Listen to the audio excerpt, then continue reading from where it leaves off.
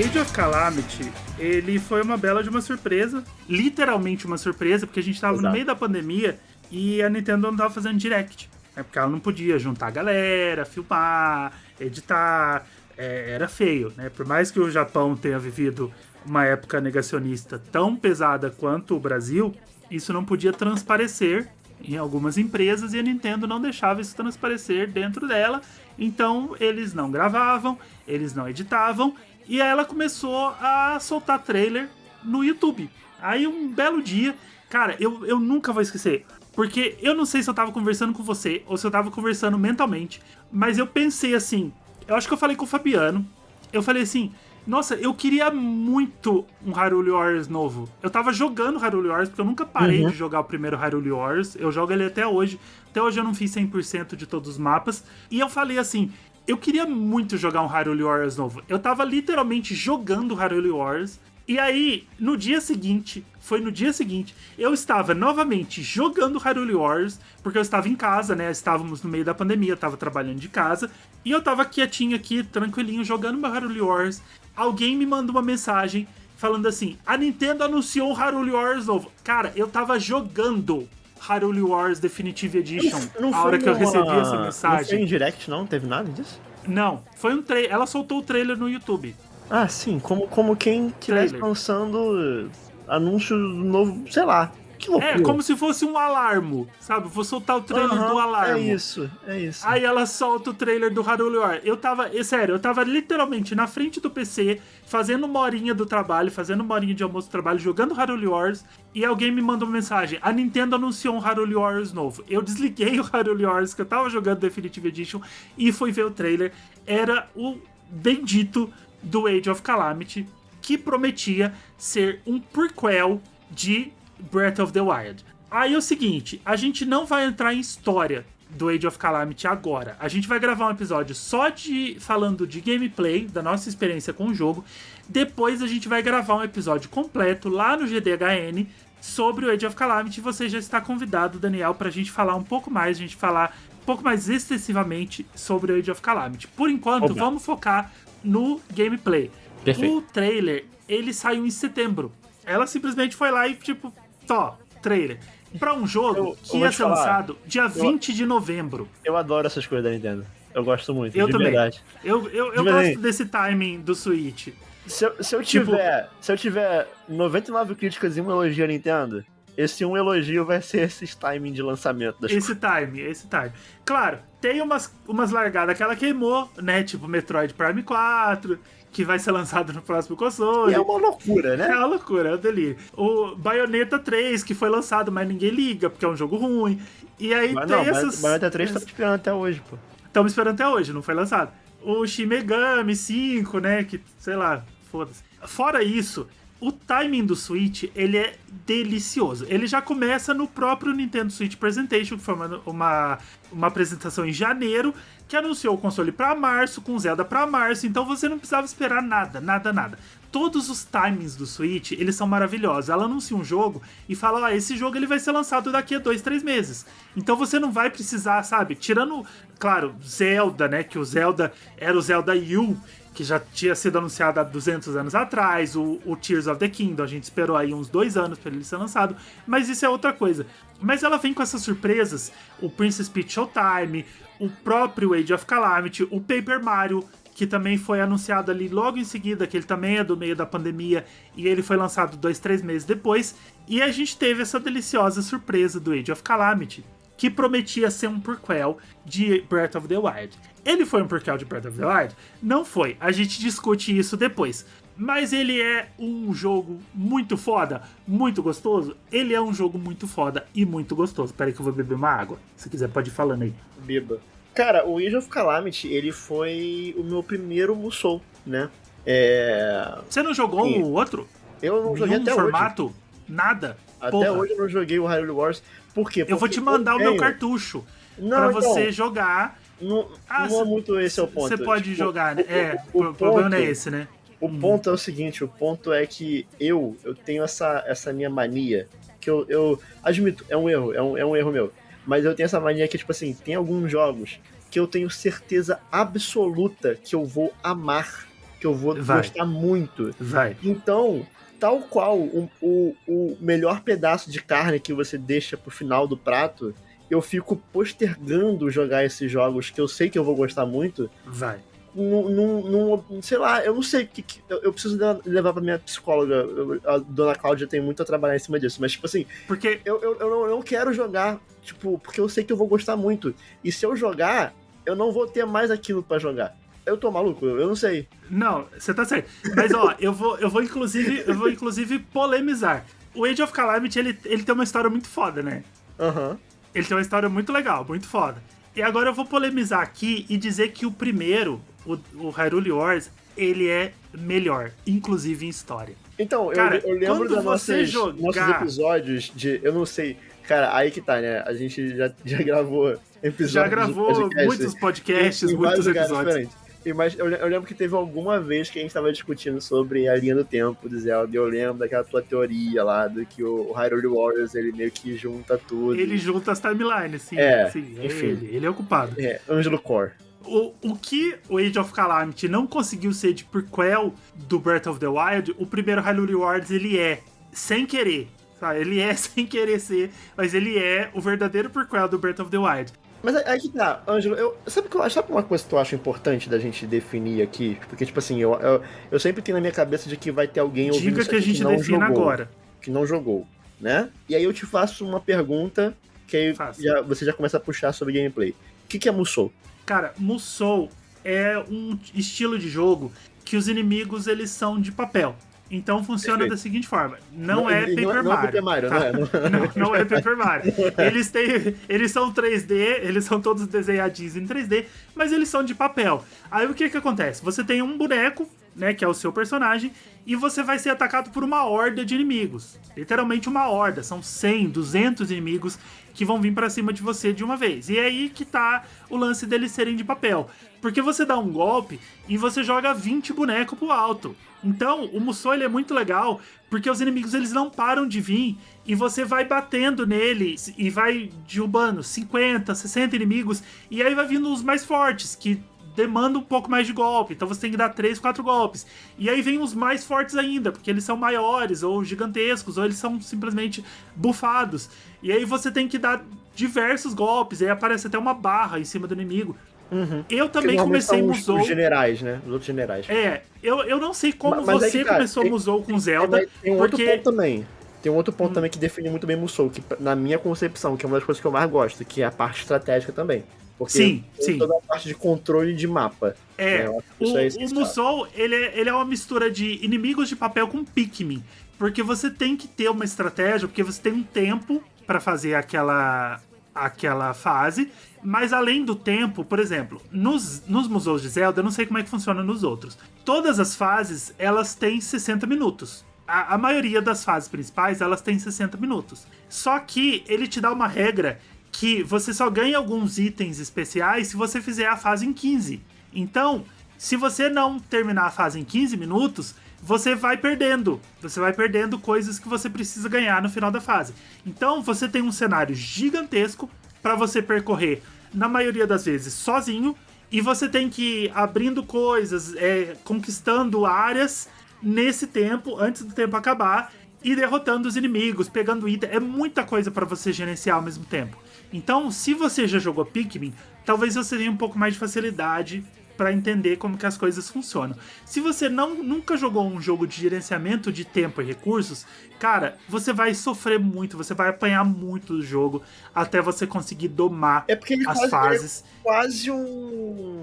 Ele é quase um RTS, né? Tipo, uma ação.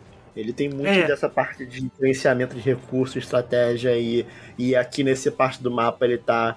Então, mas assim, isso também vai variar muito de jogo pra jogo, né? Depois que eu joguei o Age of Calamity, eu fui conhecer outros. Então, por exemplo, eu joguei um pouquinho do Persona 5 Strikers, que também é o Musou lá de Persona 5. Uhum. E ele eu não joguei porque eu fiquei com medo de levar spoiler. Acho que não. Acho que não tem spoiler, não. É meio filler, sabe? Mas, tipo, ele não tem tanto disso, sabe? Então... Eu acho que o legal do Musou também é isso, que você vai jogando, você vai descobrindo o que você gosta e você vai meio que achando ali tua praia, sabe? Tipo, se você vai curtir mais um Samurai Warriors, se você vai pra um Fire Emblem, se você vai pra um One Piece. Fire Emblem Wars eu gostei muito, recomendo, inclusive. O primeiro, eu não joguei o Three Hopes, porque eu fiquei com preguiça. E eu recomendo fortemente One Piece e Pirate Warriors. Então, isso que eu ia te perguntar. Como que o Age of Calamity foi o primeiro Musou que você jogou? Onde você tava quando os outros One Pieces foram lançados, que você quer o One Piece?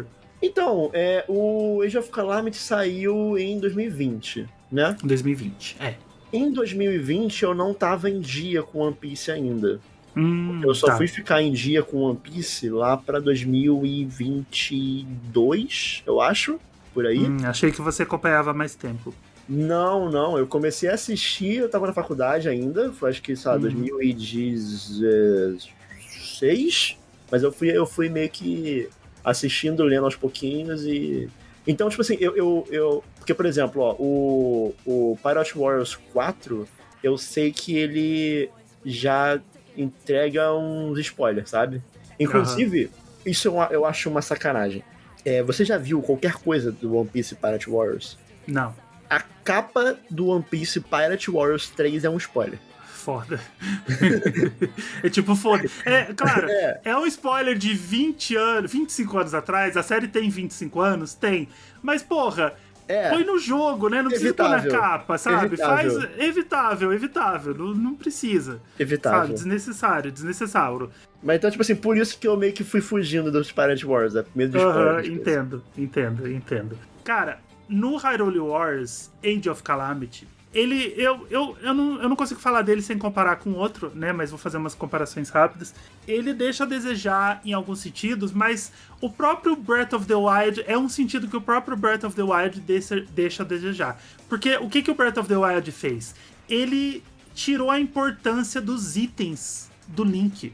Porque os itens, eles sempre foram muito importantes.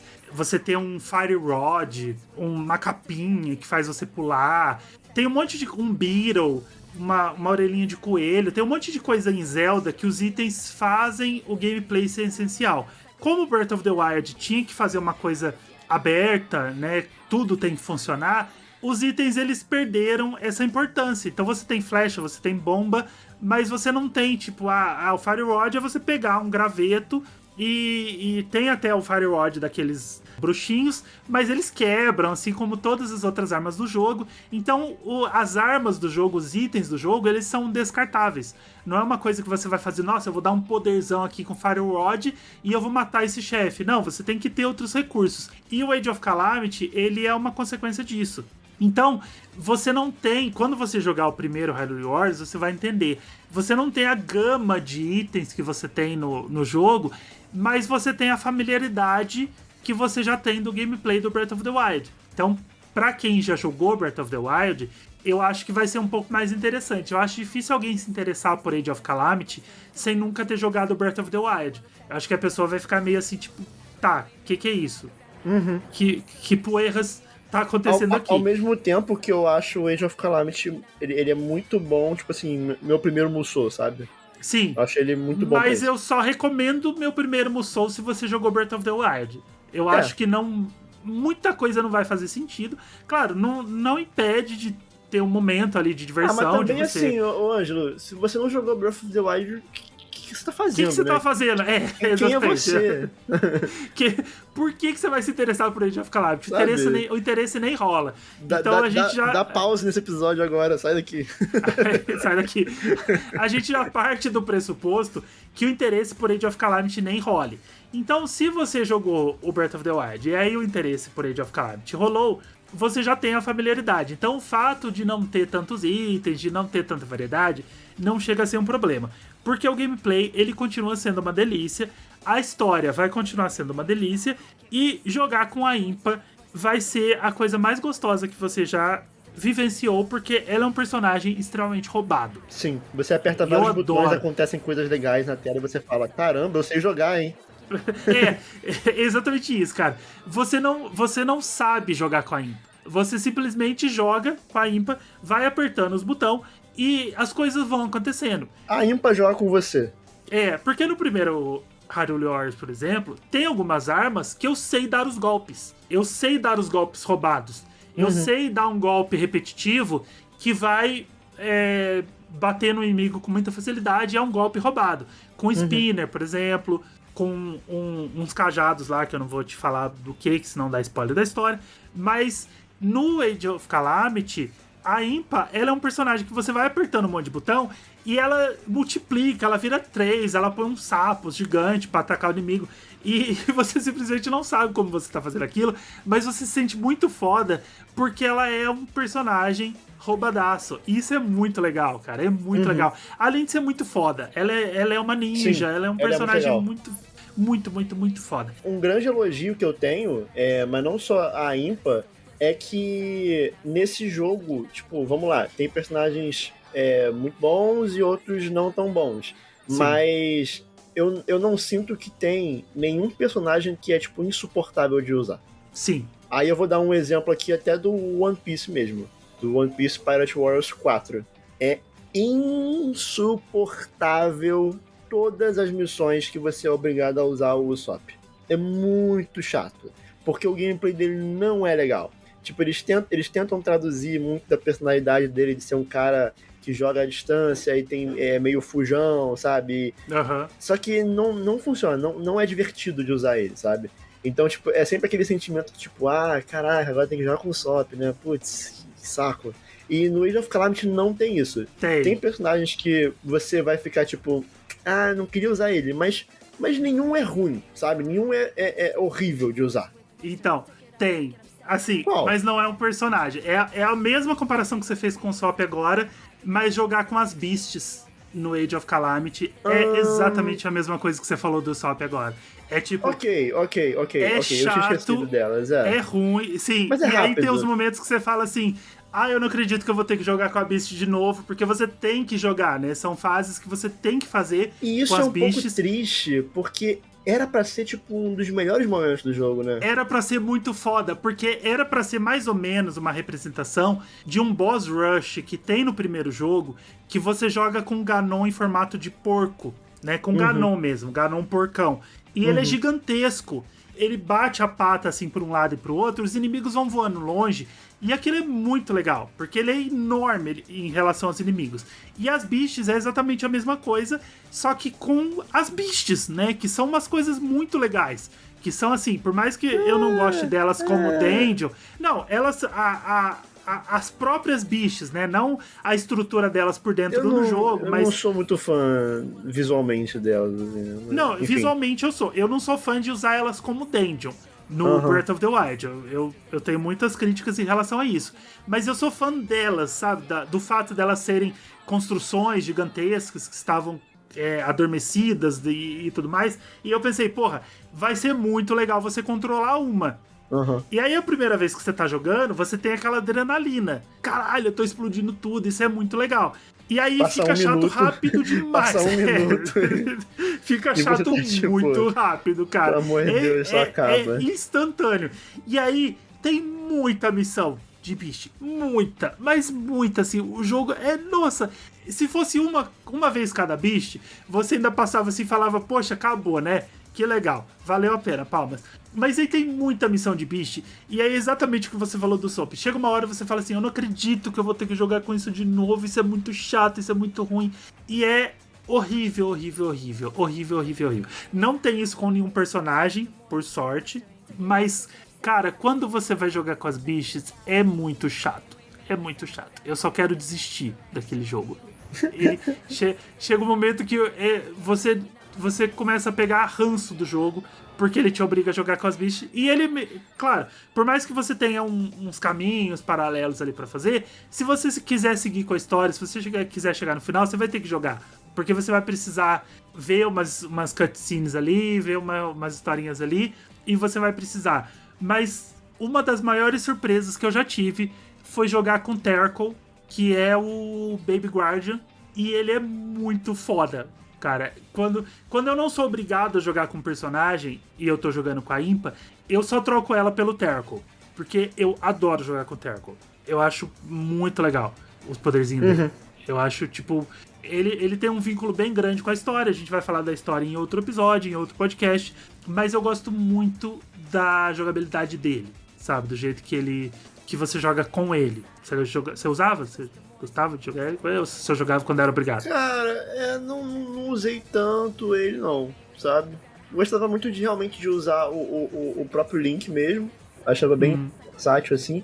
Eu gosto muito de boneco rápido, sabe? Então eu lembro que eu gostava muito do Revali. Mas o Terrakia era legal. Mas não me marcou tanto, não.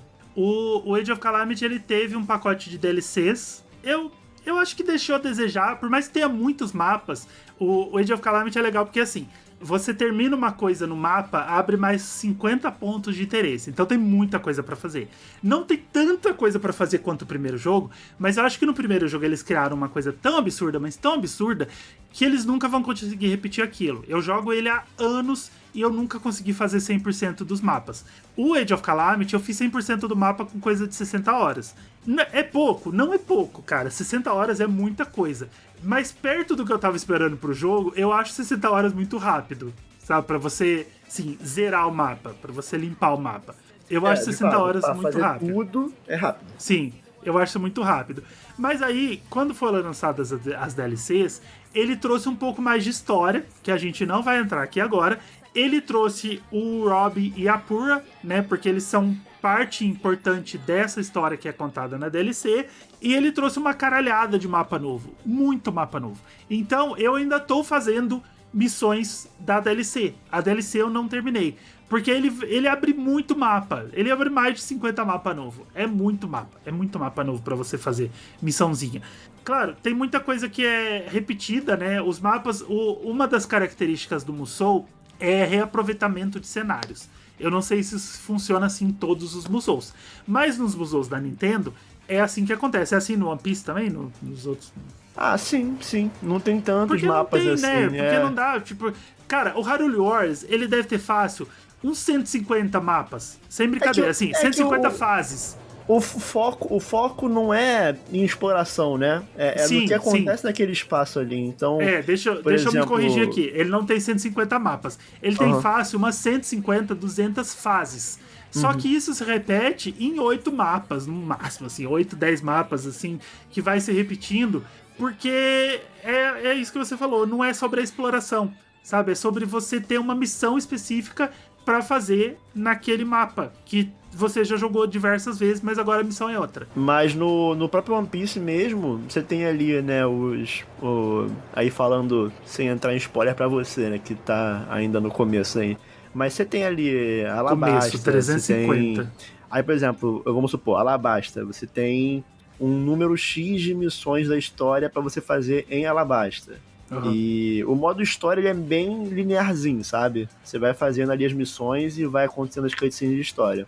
Aí tem um outro modo que é um modo mais livre, assim, que você vai meio que... Aí é onde você controla mais personagens, enfim. O Age of Calamity, o que eu falei, né? Ele é um ótimo Musou pra começar. Porque eu acho ele bem... Ele é bem redondinho, ele é simples. E aí é uma crítica que algumas pessoas que são mais fãs de Musou hardcore tem ao Age of Calamity, né? Que dele ser simples, é mais simples, Eu gosto disso, eu gosto assim. Eu conheço muita gente que é muito fã do primeiro Hyrule Warriors e não gosta do Age of Calamity. Eu entendo. Mas o primeiro também é simples. O primeiro ele não é tão complexo assim.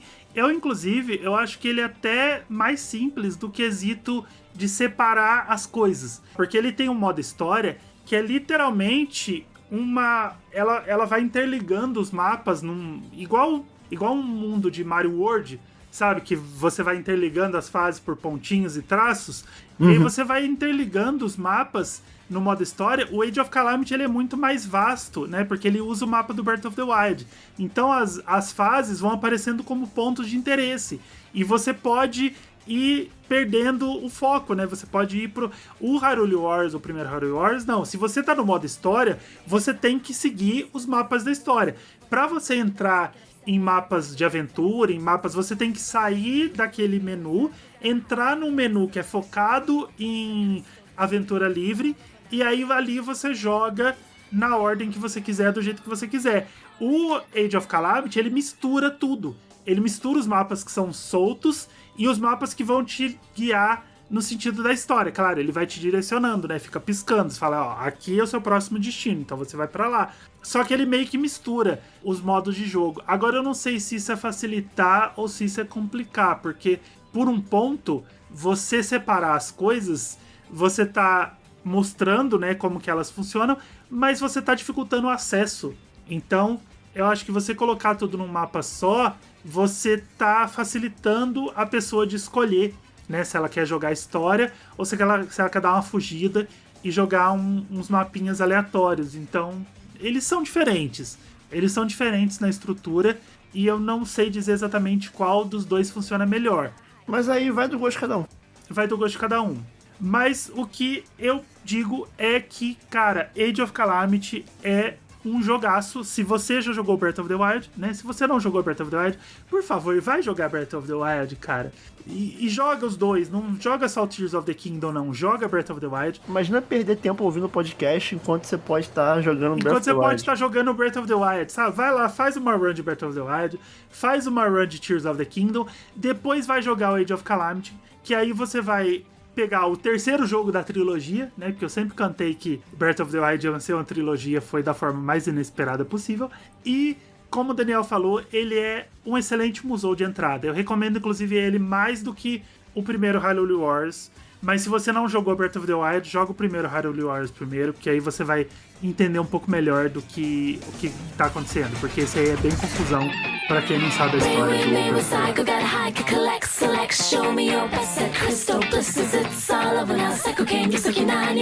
Wild.